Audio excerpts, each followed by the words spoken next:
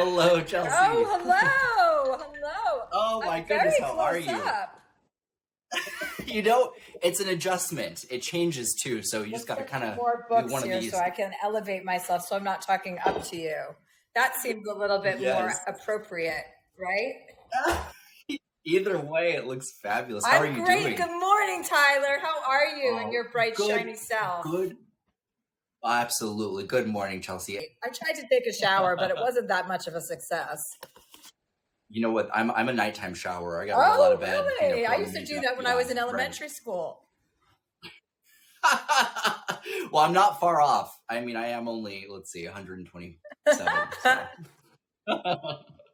Well, I'm so excited to get to talk to you today. Thank you for your time. We really appreciate it. And Sure, I'm my really excited to talk about pleasure. your tour. Yes, and all the exciting things you have going on. Have you been enjoying being I on have. tour? I love being on tour. Well, I mean, I didn't always love being on tour. Sometimes I did it with too many other things at the same time. So then you just don't love it as much, because you're kind of burning the candle at both ends. So now I took a big break from stand up and I came back about 4 or 5 years ago and started again touring. And yeah, it's been an absolute delight. It's an absolute delight to be able to have FaceTime, interface with your fans rather than just on social media or from afar. It's a real gift, I'm sure, as you can relate. Absolutely. We, funny enough, go to a lot of the same venues. So when I go to do the live readings on stage, I'll look up and see the previous people who've performed and I'll see your little face and I'm like, oh my God, it's Chelsea. So I always feel like I'm in good company. I think we have a Oh, similar cute. I tour. love that. Yeah. Absolutely. I wanted to ask you, I know for me personally in traveling, touring is definitely like a means of processing emotion. And I never thought it would really be that in the beginning, right? You think, okay, you get gussied up, you get on stage, you do your thing and you get off. But I found for me that it was so interesting sometimes the emotions that would come to the surface when you have that enthusiasm, when you have 2,000, 3,000 people looking back at you. And so it made me think kind of in wanting to ask you, have you found that touring has kind of helped you process emotions or feelings? Yes, I've learned over the years to be very present for those moments, especially the overwhelm and the excitement. And when people are excited to see you, to process that in the best way instead of to close down or shut down or retract. You want to open, you're on that stage for a reason and you're supposed to be there to, people are paying to see you. So you want to give them everything you've got in the best way. And that's respecting the process. It's respecting your health care, your mental fitness, everything you're doing to prepare for that show and to being on stage is because of the people that are coming to see you. So it's like a mutual respect kind of thing. As long as you show up in a great positive headspace, it doesn't matter if you do your set backwards, it's going to go well. And I think, as long as you're present and mindful of everyone sacrificing their time and their money and all of the things that they had to do to get there. I read this quote once, like from, I think it was Eckhart Tolle or someone, a spiritualist like that, who said something like, it doesn't matter as long as you're in the present moment. It doesn't matter what you say, as long as you are listening and responding. So I try to take that with me whenever I'm doing anything professional so that it comes across and that I am very mindful of that. Absolutely. That's such a beautiful sentiment to have too. I think we all need more mindfulness in our day, whether we're on stage or off. I think if I could get it, anyone can get it. Okay. So that's a note to anyone listening who doesn't think they can get it. You can. I love Absolutely. And just to be, mindful despite stage fright, which some people have more than others. I mean, just to be able to train oneself to be in the moment and present, despite sometimes those feelings, I think is a very powerful tool for kind of discernment in our own minds. So to get rid of the nerves, it's always a good way to just like focus on one foot in front of the other, especially if you get nervous like that. Absolutely.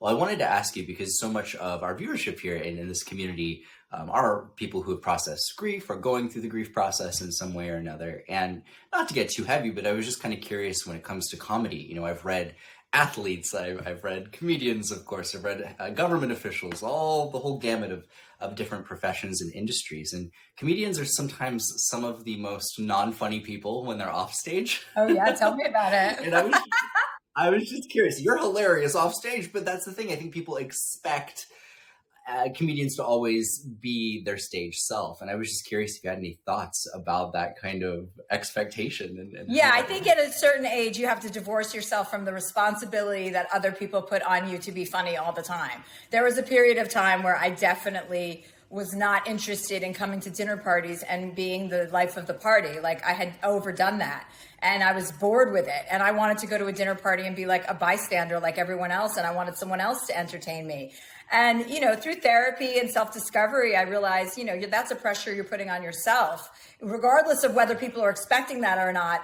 You're not there for other people, you're there for yourself. So you have to kind of come to terms with how how you want to go through life. And there was a period of time where I definitely withdrew from socializing, especially after therapy and uncovering my delayed grief from my childhood and my brother dying when I was a very young girl and he was a very young boy or grown, young man.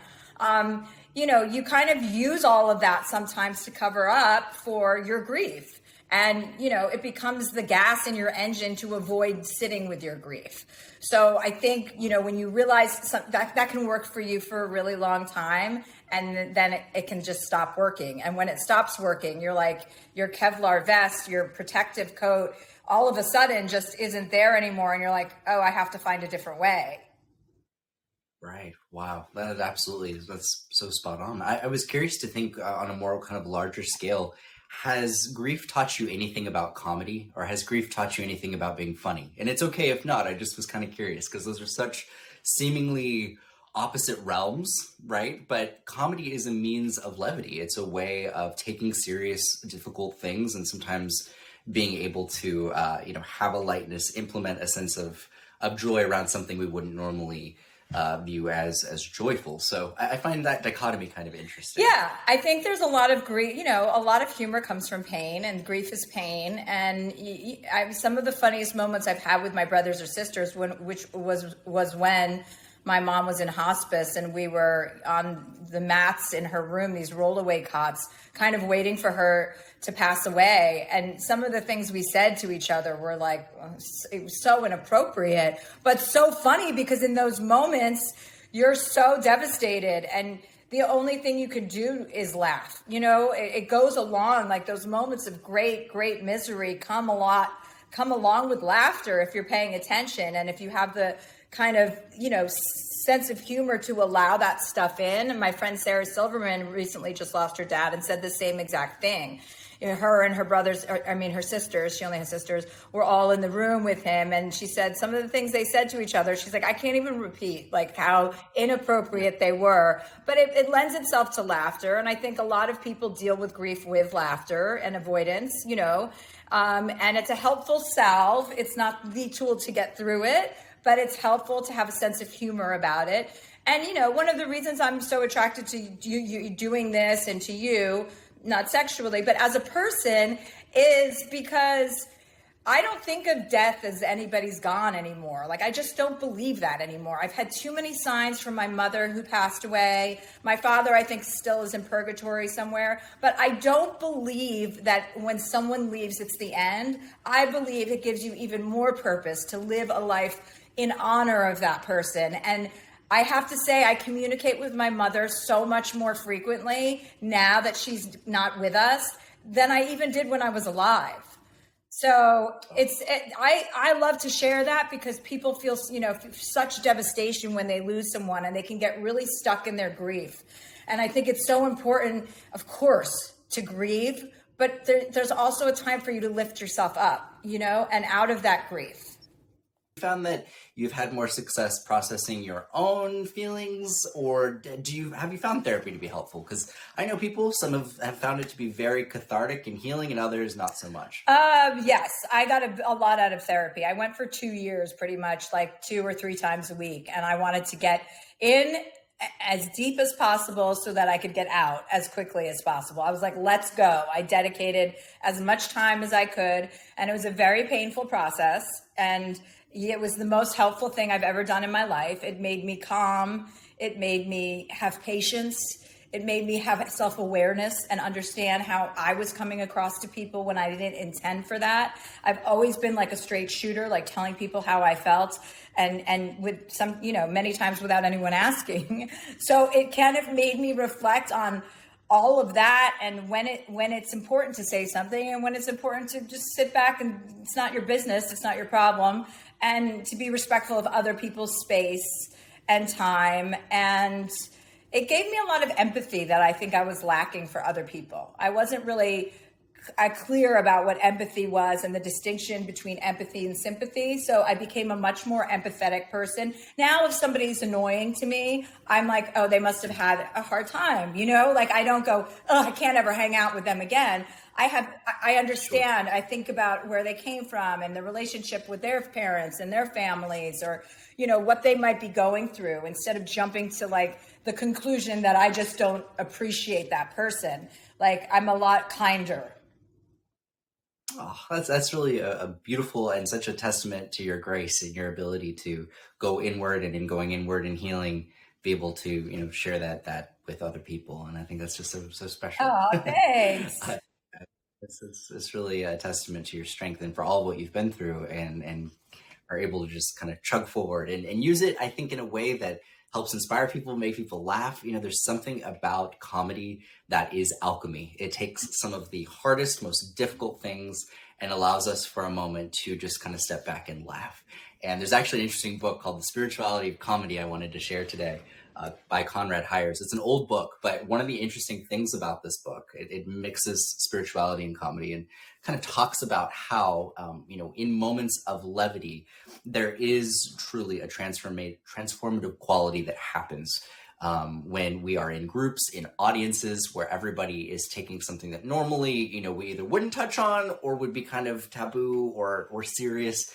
And as an audience, are able to kind of ascend that kind of human seriousness and laugh and have a spiritual moment of joy.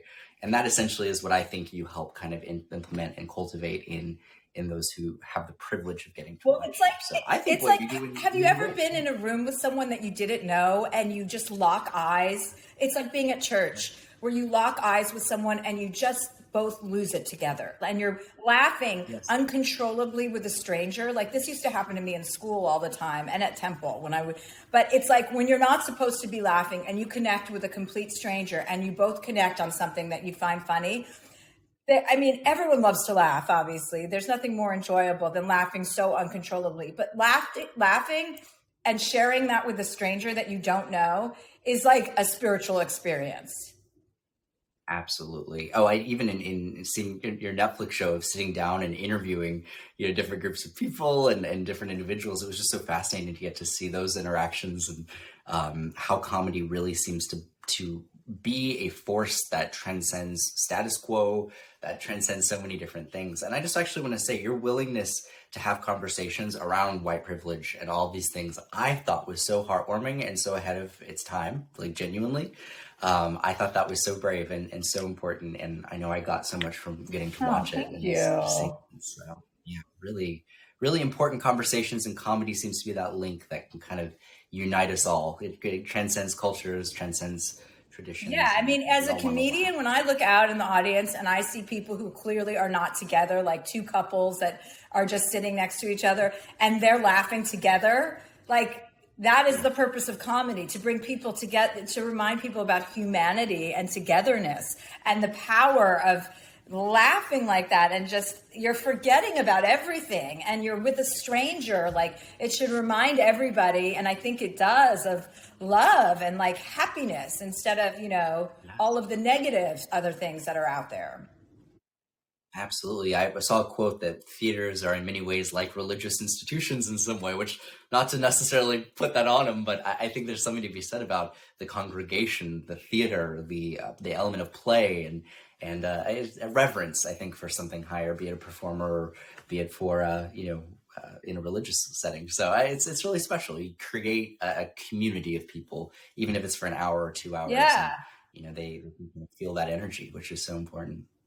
I think it really brings me to this quote from Carl Jung, that is this idea that we as human beings are here to kindle a light in a world of darkness. And in doing that, however we do it, through comedy, through mediumship, through going about our day-to-day life and extending kindness into other people, there's always going to be divisiveness. There's always going to be people who want to extinguish that light. And I think that speaks to the importance of the work that you do in using your platform to be able to bring awareness to so many important causes, to minorities, to the struggles of groups of people that you very easily could have not brought awareness to. And the fact that you have through your comedy, I mean, I get choked up because I come from a multiracial family on my mom's side, and being able to have those conversations in an honest way is something so many people are not comfortable doing.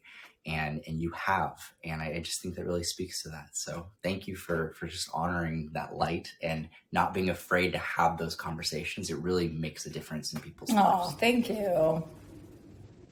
Chelsea, you are such a wonderful person. I'm so glad we got to spend this Sunday together, and I feel so thankful to have been able to talk about comedy and grief and all these various interesting things. I was curious to know, beyond the tour, do we have any books in the works? Anything we can talk about to promote here coming up in the future? Or are we just focusing more on the Well, tour? we're doing the tour. I did my first leg of the tour, and then now I have 3 months off. I like to work 3 months and then take a break, and then I go back to my tour in the fall.